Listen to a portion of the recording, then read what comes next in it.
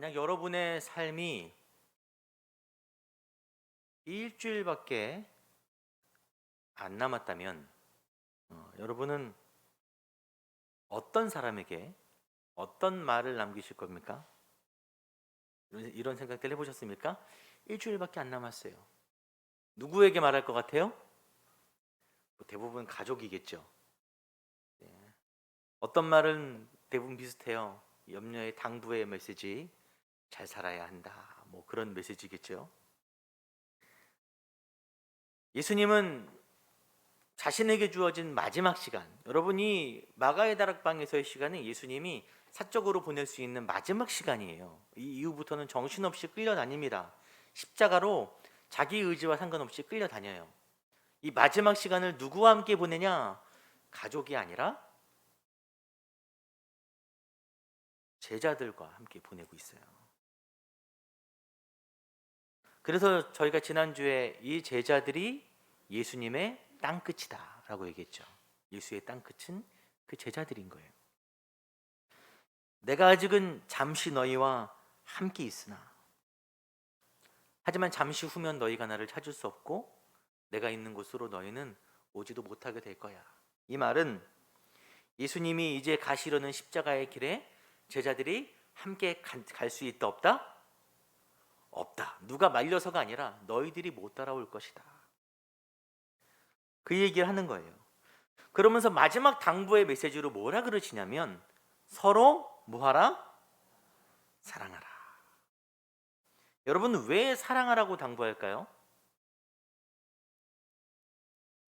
사랑하기 어려우니까. 쉬우면 왜 당부를 합니까?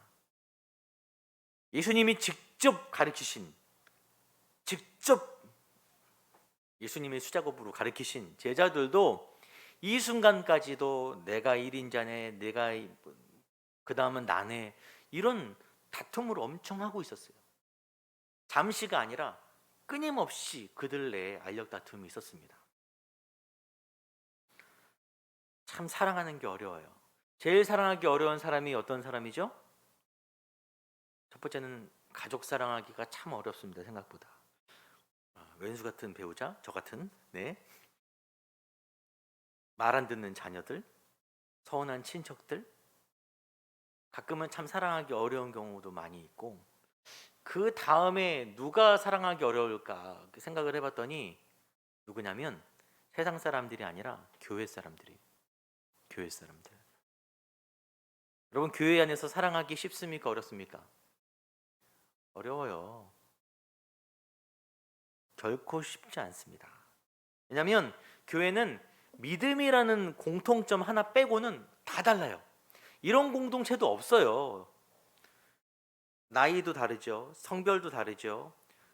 고향도 다르죠. 직업, 성향, 뭐 살아온 배경 다 달라요. 너무 달라. 그 사람들이 한 군데 이렇게 뭉쳐 있으니까 얼마나 잡음이 심하겠습니까?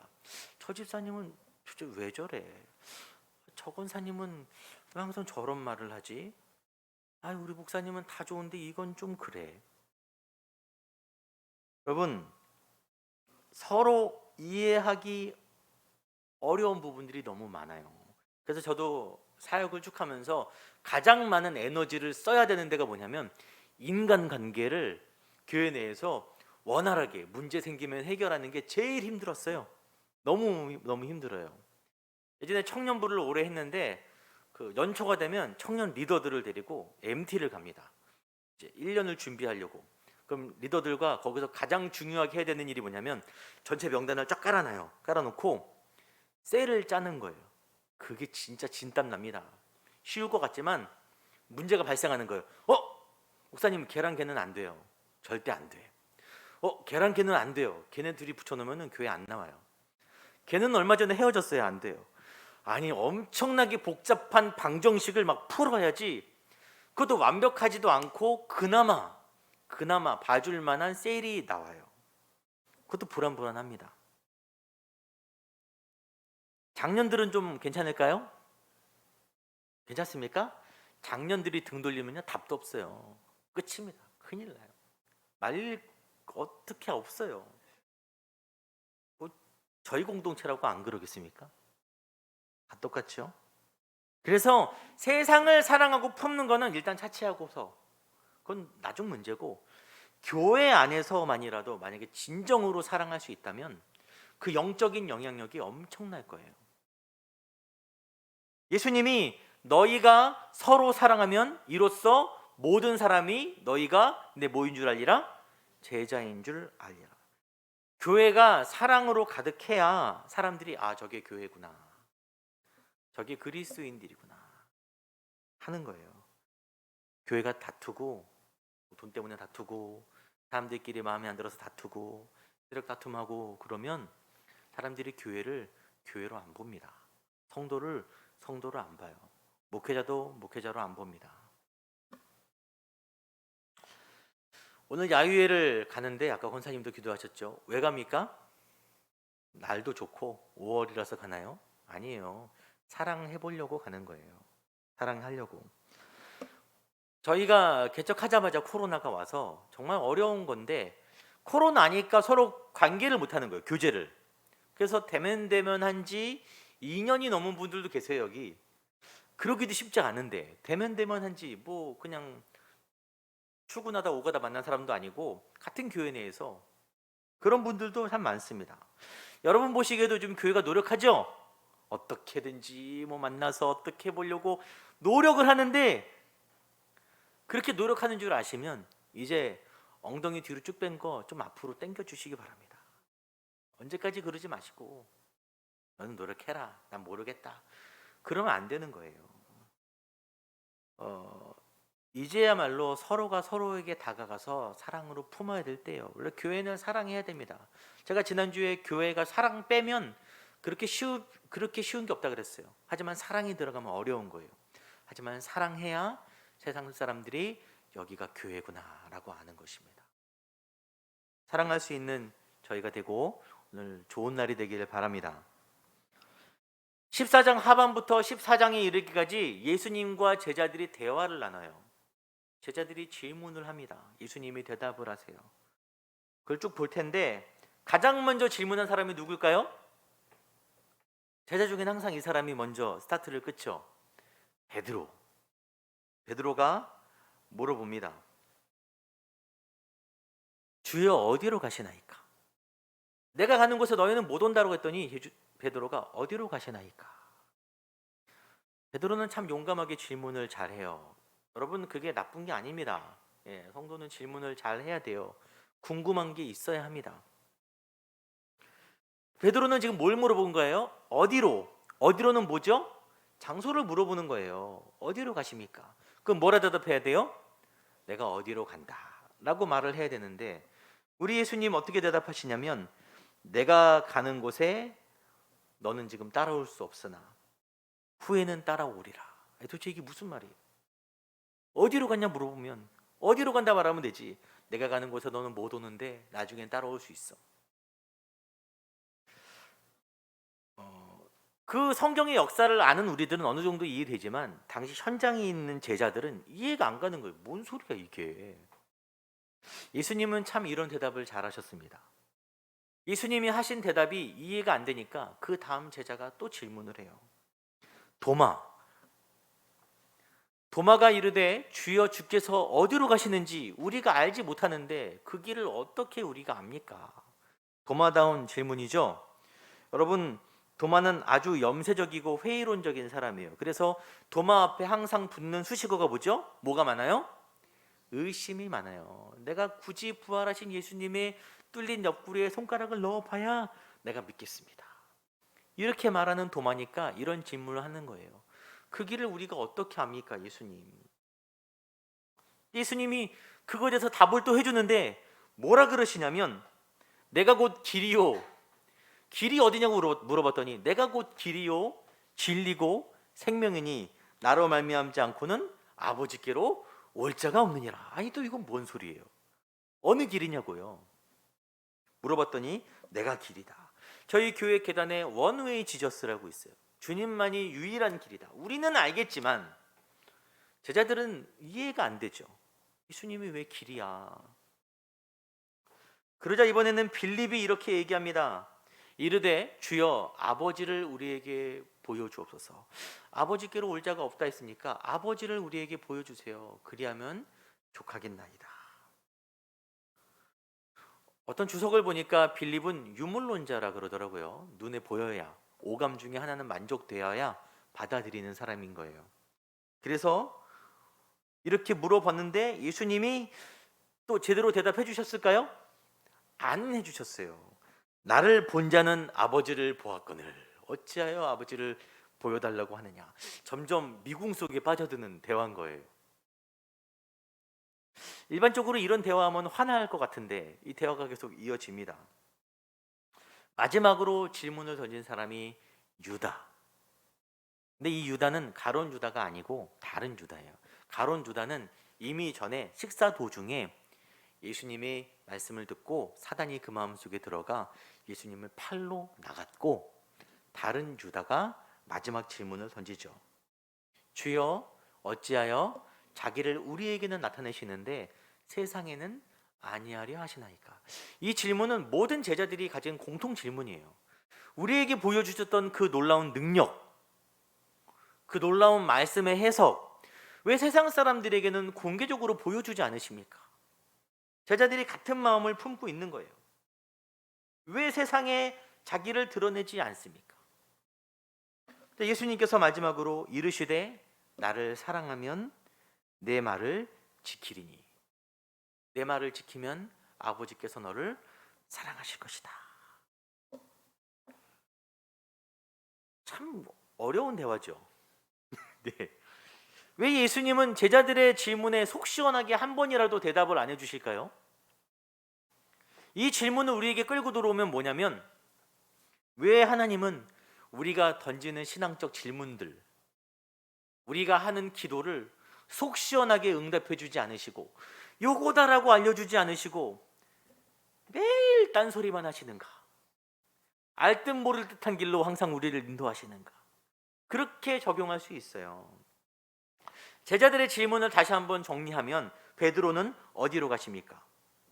도마는 그 길을 우리가 어떻게 압니까? 그 길이 어디입니까? 빌립은 아버지를 우리에게 보여주세요. 유다는 자신을 좀 세상에 좀 나타내세요.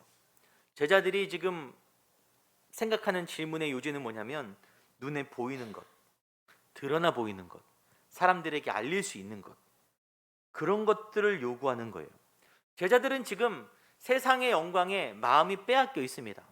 종려나무 가지가 막 흔들리는 거예요. 예수님 들어올 때 사람들이 막 예수님을 환호하는 것입니다. 사람들이 그 엄청난 광경에 마음을 다 뺏겼어요. 온통 거기에만 정신이 쏠려 있어요. 근데 이제 영광의 때가, 제자들이 자기 것을 다 버리고 예수님을 따른 지 3년이 됐잖아요. 이제 우리가 투자한 시간에 대한 보상을 받을 때가 온 것처럼 느껴지는데 예수님이 죽는다는 둥, 아버지께로 간다는 둥, 이상한 소리만 하시니까 답답한 거예요. 그러니까 계속 질문을 하는 겁니다. 왜 그러십니까, 예수님? 그런데 예수님은 제자들과 너무 다른 곳을 바라보는 거예요. 예수님의 대답을 정리해 보면 내가 길이고 진리고 생명이다. 오직 길, 나의 죽음을 통해 아버지께로 갈 수 있다. 나를 본 자는 아버지를 보았고 아버지는 내 말을 지키는 자를 사랑하시고 내가 가는 이 길을 지금은 너희는 못 가나 후에는 따라올 것이다. 예수님은 제자들과 너무 다른 곳을 바라보는 거예요. 제자들은 여기를 바라보는데 예수님은 정반대를 바라봅니다. 예수님이 엉뚱한 대답을 하시는 게 아니에요. 서로 시선이 너무 다른 것입니다. 우리도 역시 현실적인 것을 구하죠.